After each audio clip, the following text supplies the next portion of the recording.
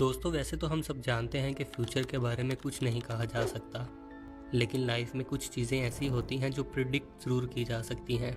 ऐसी एक प्रिडिक्शन है हमारा प्लैनेट अर्थ। अगर हम अपनी ज़िंदगी की बात करें तो हम हर दिन किसी न किसी चैलेंज का सामना करते हैं, मगर एक ऐसा चैलेंज जो हमें हमारे फ्यूचर में फेस करना पड़ सकता है, और वो चैलेंज है अर्थ के इन्वायरमेंट का बदलना।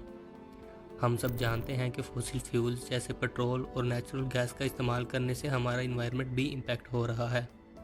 टेम्परेचर बढ़ रहा है और ओजोन लेयर थोड़ी थोड़ी करके ख़राब हो रही है। साइंटिस्ट का ये कहना है कि अगर ये सब कंटिन्यू रहा तो कुछ ही अरसे में हम ऐसी हीट का शिकार हो सकते हैं कि ज़मीन पर रहना इम्पॉसिबल हो जाएगा। अगर ये वक्त आता है तो हमारे पास एक ही ऑप्शन बचता है, मार्स।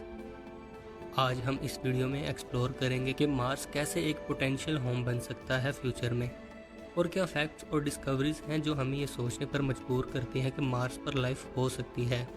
तो दोस्तों, इस वीडियो में आपको मार्स के बारे में कुछ अजीब और दिलचस्प बातें सुनने को मिलेंगी, तो इस वीडियो को एंड तक देखिएगा।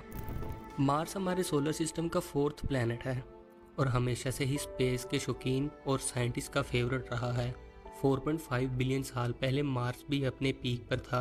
अगर हम इसके साइज़ की बात करें तो मार्स का साइज़ अर्थ से छोटा है। मार्स का डिस्टेंस अर्थ से लगभग 225 मिलियन किलोमीटर्स है। इसलिए अगर हम एक सुपरक्राफ्ट भेजें तो उसे मार्स तक पहुंचने में लगभग 7 महीने लग सकते हैं। मार्स को रेड प्लैनेट भी कहा जाता है। ये रेड कलर मार्स की सोल की वजह से है, जो आयरन ऑक्साइड या रस्ट से बना हुआ है। जब हम मार्स के बारे में सोचते हैं तो हमारे दिमाग में एक ड्राई, डस्टी और कोल्ड प्लैनेट का तस्वुर आता है। लेकिन एक वक्त था जब मार्स का एनवायरनमेंट अर्थ के जैसा था और ये प्लैनेट जिंदगी का घर था। फिर कुछ ऐसा हुआ जो मार्स को एक खौफनाक और बेजान प्लैनेट में बदल गया। आज हम ये समझने की कोशिश करेंगे कि आखिर मार्स पर क्या कुछ हुआ था। दोस्तों, अगर हम हिस्ट्री के हवाले से बात करें तो मार्स पर जिंदगी के होने का सबसे पहला एविडेंस हमने वहाँ पाए गए फॉसिल्स और ड्राइड रिवर बेड से देखा है। साइंटिस्ट का मानना है कि मार्स पर पहले पानी था और वहाँ ओशियन थे। आज भी मार्स के साउथर्न पोलर कैप्स में पानी का एविडेंस मिलता है, जो फ्रोजन फॉर्म में मौजूद है। अगर ये पानी मेल्ट होता है तो पूरे मार्स को 36 फीट तक छीन सकता है। इसी तरह मार्स की सरफेस पर हमें ड्राइड अप रिवर चैनल्स भी मिलते हैं, जो ये इंडिकेट करते हैं कि एक वक्त मार्स पर भी पानी की नदियाँ बहती थीं। साइंटिस्ट ये मानते हैं कि ये पानी कभी जिंदगी का घर बन सकता था। मार्स की सरफेस पर हमें छुपे हुए मिनरल्स और रॉक्स भी यही दिखाते हैं कि एक वक्त यहाँ पर लिक्विड वाटर था। इन डिस्कवरीज से ये आइडिया मिलता है कि मार्स पर लाइफ का होना पॉसिबल था। लेकिन ये बात समझना ज़रूरी है कि मार्स पर रहना इतना आसान नहीं होगा। आज के दिन तक मार्स का एनवायरनमेंट ह्यूमंस के लिए बहुत डेंजरस है। सबसे पहली बात, मार्स का टेम्परेचर -81 डिग्री फ़ारेनहाइट तक गिर सकता है, जो अंटार्कटिका से भी ज़्यादा ठंडा है। मार्स पर जो एटमॉस्फेयर है वो बहुत थिन और ऑक्सीजन की कमी है, इसलिए इंसान को वहाँ ज़िंदा रहने के लिए ऑक्सीजन सप्लाई की ज़रूरत होगी।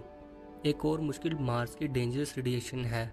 मार्स की ओजोन लेयर हमारी अर्थ की ओजोन लेयर की तरह प्रोटेक्टिव नहीं है, इसलिए अगर हम मार्स पर बिना स्पेस सूट के जाएं तो हम फ़ौरन मर भी सकते हैं, क्योंकि वहाँ की रेडिएशन हमारे सेल को डैमेज कर देंगी। ये सिचुएशन वहाँ ज़िंदगी का होना बहुत चैलेंजिंग बना देती है। मार्स पर ज़िंदगी का ख्वाब देखते हुए हम सबकी आंखें नासा और स्पेस एक्स पर हैं। स्पेस एक्स के फाउंडर एलन मस्क का कहना है कि 2050 तक वो मार्स पर एक शहर बनाएंगे जहां लाखों लोग आराम से रह सकेंगे और वो सब अर्थ से इंडिपेंडेंट होंगे। आज के वक्त में नासा और स्पेस एक्स दोनों मार्स को बहुत क्लोजली स्टडी कर रहे हैं। इनकी रिसर्च से ये समझ आती है कि मार्स की सरफेस पर कुछ ऐसी कंडीशंस हैं जो ज़िंदगी को संभाल सकती हैं। इसके लिए नासा और स्पेस एक्स रोबोट्स का यूज़ कर रहे हैं, जो रोवर्स के नाम से जाने जाते हैं। नासा ने अब तक 5 रोवर्स मार्स पर भेजे हैं, जिनमें से 2 अभी भी एक्टिव हैं।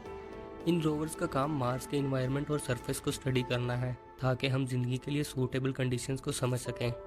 दोस्तों, अगर हम फ्यूचर की तरफ देखें तो मार्स पर जिंदगी के प्लान सिर्फ थियोरेटिकल नहीं है, ये रियलिटी बनने के बिल्कुल करीब है। नासा और स्पेस एक्स जैसी ऑर्गेनाइजेशंस ने मार्स पर ह्यूमंस भेजने का टारगेट सेट किया हुआ है। 2030 के दौरान नासा का मिशन है आर्टेमिस, जो पहले मून पर अपना बेस बनाएगा और वहां से मार्स पर ह्यूमन मिशंस की प्रिपरेशन करेगा। स्पेस एक्स का एम्बिशियस मिशन स्टारशिप, जो कि मार्स पर ह्यूमंस को भेजने का प्लान बनाए हुए है। वो इस सफ़र को नेक्स्ट लेवल पर ले जा रहा है। एलन मस्क का कहना है कि 2050 तक मार्स पर एक सेल्फ सस्टेनिंग कॉलोनी बनाई जा सकती है। स्पेस एक्स का गोल है कि मार्स के लिए एक ट्रांसपोर्टेशन सिस्टम डेवलप किया जाए ताकि लोग अर्थ से मार्स तक आसानी से ट्रैवल कर सकें। इसके अलावा बहुत सारी प्राइवेट और इंटरनेशनल स्पेस एजेंसीज भी मार्स के मिशन में एक्टिवली इन्वॉल्व हैं। मार्स पर एग्रीकल्चर, वाटर रिसोर्सेज और लिविंग कंडीशंस को स्टडी करने के लिए बहुत सारे एक्सपेरिमेंट्स भी हो रहे हैं। ये सब चीज़ें इंडिकेट कर रही हैं कि एक दिन हम मार्स को अपना नया घर बना सकते हैं। तो दोस्तों, ये था मार्स का छोटा सा इंट्रोडक्शन और ये समझने का तरीका कि क्यों हम मार्स को अपना फ्यूचर होम मान रहे हैं। अभी तक तो हम सब थ्योरीज और पॉसिबल कंडीशंस के बारे में बात कर रहे हैं, लेकिन फ्यूचर में अगर मार्स पर ज़िंदगी बसानी है तो हमें बहुत से चैलेंजेस फेस करने पड़ेंगे। अगर ये पॉसिबल होता है तो ये हमारे लिए एक नए सफ़र का आगाज़ होगा। So will we ever live on Mars?